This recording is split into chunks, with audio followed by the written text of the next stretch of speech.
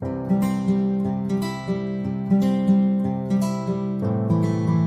Friends, welcome back to my channel Deep classes, जिसमें आज हम जानेंगे कोड अंतरण और कोड मिश्रण, साथ ही भाषा में संरक्षण, अनुरक्षण और संघर्ष की स्थिति के बारे में। हमारा आज का टॉपिक स्टार्ट करने से पहले अगर आप हमारे चैनल पर नए हैं या आपने अभी तक हमारे चैनल को सब्सक्राइब नहीं किया है तो इसे सब्सक्राइब कर लें, जिससे हमारे आने वाले वीडियो के सभी नोटिफिकेशंस आप तक पहुंच सके। तो चलिए बिना देरी किए हम अपना आज का टॉपिक स्टार्ट करते हैं। सबसे पहले आते हैं कोड अंतरण और कोड मिश्रण पर। तो समाज के भीतर विभिन्न भाषिक समुदायों का परस्पर संपर्क होना अनिवार्य होता है। संघर्ष की स्थिति में भाषा सदैव एक दूसरे की प्रकृति को ग्रहण करती है। हिंदी भाषा के संबंध में भी यह बात लागू होती है।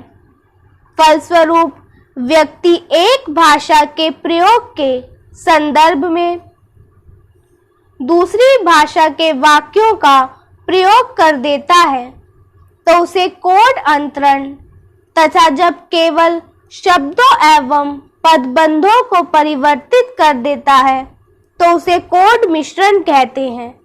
अर्थात कोड परिवर्तन का अर्थ है एक भाषा बोलते बोलते दूसरी भाषा के वाक्य बोल जाना, तथा कोड मिश्रण से आशय है एक भाषा में दूसरी भाषा के तत्व मिला देना।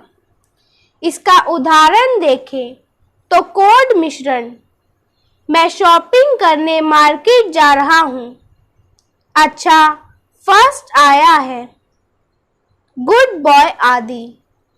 भाषा परिवर्तन अथवा कोड अंतरण में वाक्य के भीतर मिश्रण नहीं मिलते, बल्कि एक भाषा में बोलते समय दूसरी भाषा के पूरे पूरे वाक्य या संबंधों का प्रयोग करते हैं।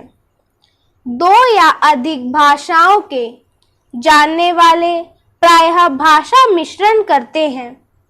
सामान्यतः भाषा मिश्रण दो ही भाषाओं का हो सकता है। अधिक से मिश्रण के उदाहरण कभी कभार ही मिलते हैं। कोड मिश्रण की प्रवृत्ति के पीछे कई कारण कार्य करते हैं। प्रतिष्ठा, अनुकरण, आदत, आवश्यकता, वर्जित शब्दों से बचने का प्रयास, समर्थन के लिए अतिरिक्त बल देने के लिए आवेश आदि की अभिव्यक्ति की इच्छा आदि। कुछ समाज में एक भाषा की तुलना में दूसरी भाषा को अधिक प्रतिष्ठा प्राप्त होती है। यह प्रतिष्ठा प्राप्त भाषा के मिश्रण के पीछे अंतर्मन में सामाजिक प्रतिष्ठा की भावना होती है। उदाहरण के लिए काफी दिनों तक अंग्रेजी भाषा भारत के उच्च और सुशिक्षित वर्गों में प्रायः बोलचाल की भाषा रही है। अतः भारतीय भाषा की तुलना में वह अधिक प्रतिष्ठित रही है और आज भी वह भावना गई नहीं है। इसलिए उच्च शिक्षा प्राप्त इंजीनियर, डॉक्टर, उच्च अधिकारी तथा उच्च स्तर के व्यवसायी अंग्रेजी में बोलना अधिक प्रतिष्ठा का सूचक मानते हैं, तथा भारतीय भाषाओं का शुद्ध प्रयोग उतना प्रतिष्ठा पूर्वक नहीं माना जाता। वस्तुतः निम्न वर्ग का अशिक्षित भी यदि अन्य बातों में नहीं तो कम से कम भाषा मिश्रण में प्रतिष्ठा की दृष्टि से आत्मतोष के लिए अपने से उच्च वर्ग का अनुकरण करता है। जब अपनी भाषा में किसी संकल्पना या वस्तु आदि के लिए शब्द ना हो तो आवश्यकतावश सहज ही दूसरी भाषा के शब्द ज्ञात होने पर उनका प्रयोग कर लिया जाता है। उदाहरण के लिए हिंदी में इस आवश्यकता की पूर्ति में इस प्रकार के मिश्रण सुनने को मिलते हैं। मैंने किताब इशू करा ली है, उसके यहाँ मेरा कोई सोर्स नहीं है, इनकम टैक्स का रिटर्न सबमिट करना है आदि।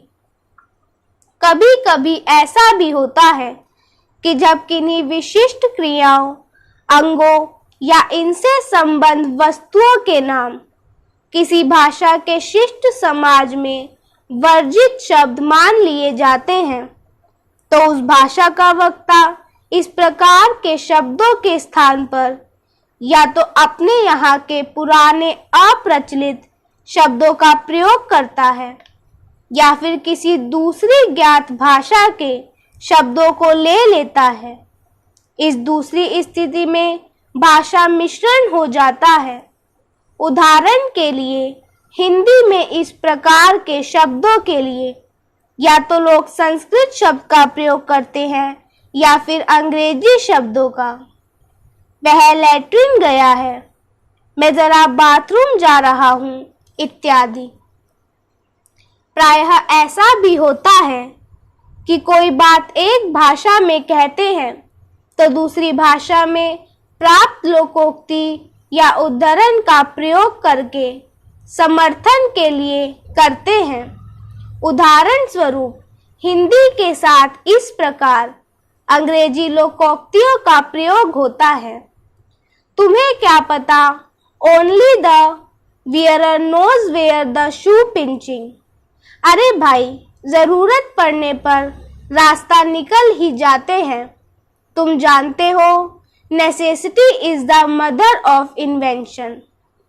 फलतः कोड मिश्रण के अंतर्गत भाषा की स्थिति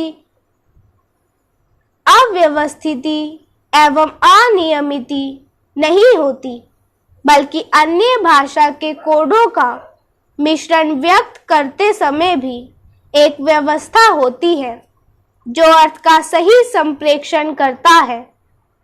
अतः कोड मिश्रण एवं कोड परिवर्तन के कुछ नियम भी होते हैं जो मातृभाषा की शैली के अंतर्गत समाहित कर लिए जाते हैं।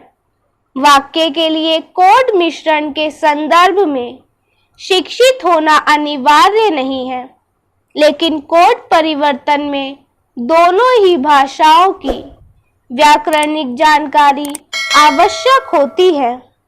अतः जहाँ कोड मिश्रण बहुप्रचलित एवं ग्रामीण क्षेत्रों में भी समान रूप से मिल जाता है, वही कोड अंतरण केवल उच्च शिक्षा व नगरों से संबंधित वक्ता द्वारा प्रयोग होता है। अब जानते हैं भाषा में शरण, अनुरक्षण और संघर्ष की स्थिति को। तो भाषा एक सामाजिक प्रकार्य है जिसके अंतर्गत सदैव परिवर्तन, परिवर्धन चलता रहता है। भाषा के अंदर इस प्रकार का परिवर्तन अत्यंत ही धीमी गति से होता है तथा भाषा प्रयोक्ता को अगली पीढ़ी के रूप में प्राप्त होने वाली भाषा में सामान्य परिवर्तन का पता भी नहीं चलता है। यह एक सतत प्रक्रिया है। भाषा रक्षण की तीव्रता तब अधिक होती है जब एक भाषा दूसरे भाषा के संपर्क में आती है। आधुनिक जीवन शैली और ग्लोबलाइजेशन की संकल्पना ने अनेक भाषाभाषी लोगों को एक साथ रहने पर बाध्य किया है। यह संपर्क कोई नया नहीं है। इतिहास के गर्भ में भारतवर्ष में अनेक आक्रमण होने की पुष्टि मिलती है। इस प्रकार के आक्रांता न केवल आक्रमण करते वरन अपनी संस्कृति एवं भाषा का प्रसार भी करते हैं। फलतः भाषाई संपर्क ने भाषा परिवर्तन की प्रक्रिया को तीव्र कर दिया और भाषा रक्षण की स्थिति पैदा हो गई। द्विभाषिकता और बहुभाषिकता की अवस्था में भाषा की क्षरण प्रक्रिया अपनी स्वाभाविक गति से तीव्र हो जाती है। भारतीय इतिहास का आरंभिक काल संस्कृत भाषा का काल रहा है, तो मध्यकाल में फारसी, अरबी, तुर्की भाषा के संपर्क होने एवं अंग्रेजी भाषा की सत्ता होने के कारण भाषा क्षरण की प्रक्रिया में वृद्धि होती गई। अंततः आज हिंदी में अनेक शब्द, क्रिया, वाक्य संरचना आदि अरबी, फारसी एवं अंग्रेजी के हैं। यहाँ तक कि शैली भी अन्य भाषा की है। इस प्रकार भाषा परिवर्तन तो एक स्वाभाविक प्रक्रिया है, किंतु अन्य भाषाई संपर्क में इसमें त्वरण आ जाता है। भाषा परिवर्तन यदि अनिवार्य है तो भाषा पर अंकुश भी लगाना आवश्यक है। उसे एक व्यवस्था देने का कार्य एवं उसके परिवर्तनों को रोकने का कार्य भाषा के मानकीकरण एवं व्याकरण द्वारा होता है। जब परिवर्तन अनिवार्य हो जाता है तो वैज्ञानिक विद इसे अपनी भाषिक व्यवस्था के अनुरूप स्वीकार लेते हैं। साथ ही भाषा स्वयं भी अपना अनुरक्षण करती है। भाषा प्रधान रूप से मौखिक संप्रेषण व्यवहार है। लिखित रूप में परिवर्तन तत्काल नहीं होता, लेकिन मौखिक रूप से अन्य भाषाई संपर्क से प्रभावित होता है।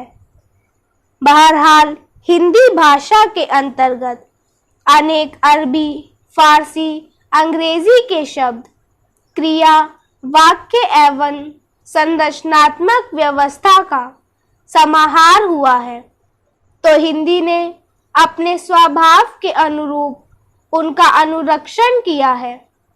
अर्थात शब्द तो अरबी है, किंतु संरचना एवं शैली हिंदी की। उदाहरण स्वरूप संस्कृत में काव्य पुल्लिंग है, जबकि हिंदी में स्त्रीलिंग। फलतः भाषा का अनुरक्षण भी भाषाई थी स्थिति में होता है।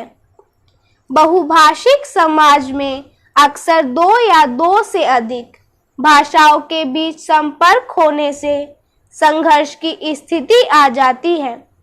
उदाहरण स्वरूप दिल्ली महानगर में विभिन्न भाषा भाषी समूह एक साथ रहते हैं, जैसे अंग्रेजी, हरियाणवी, पंजाबी, राजस्थानी, छत्तीसगढ़ी, बिहारी, कन्नड़, तेलुगु, बांग्ला आदि। फलतः यहाँ की भाषा एक मिक्स भाषा के रूप में व्यवहृत होती है, जैसे तूने वह काम करा है, तेरे को घर जाना चाहिए आदि। इन वाक्यों में क्षेत्रीय बोली हरियाणवी का प्रयोग है। अतः भाषा संघर्ष आज के परिवेश में एक आम स्थिति है, जो अक्सर भाषा व्यवहार के दौरान देखी जा सकती है। फलतः भाषा का क्षरण, अनुरक्षण एवं संघर्ष एक परिवेशजन्य एवं प्रयुक्तिजनक अवस्था है, जिसमें बहुभाषिक समाज मानकीकरण अंकुश लगाता है तथा भाषा के परिवर्तन को रोकता है। समाज भाषा विज्ञान भाषा के इस परिवर्तन को भी स्वीकार करता है एवं इन्हें अध्ययन विश्लेषण का महत्वपूर्ण पक्ष मानता है। भाषा के अंतर्गत होने वाले परिवर्तनों के लिए उत्तरदायी कारकों में क्षरण, अनुरक्षण एवं संघर्ष का महत्वपूर्ण स्थान है। तो इसी के साथ हमारा आज का टॉपिक यही खत्म होता है, जिसमें हमने जाना कोड अंतरण और कोड मिश्रण, भाषा में संरक्षण, अनुरक्षण और संघर्ष की स्थिति के बारे में। अपने नेक्स्ट वीडियो में हम नाते रिश्ते के शब्द पर टिप्पणी को जानेंगे। तब तक के लिए अगर हमारा आज का वीडियो आपको पसंद आया हो तो वीडियो को लाइक एंड शेयर करें और हमारे चैनल को सब्सक्राइब करें। Thank you for watching.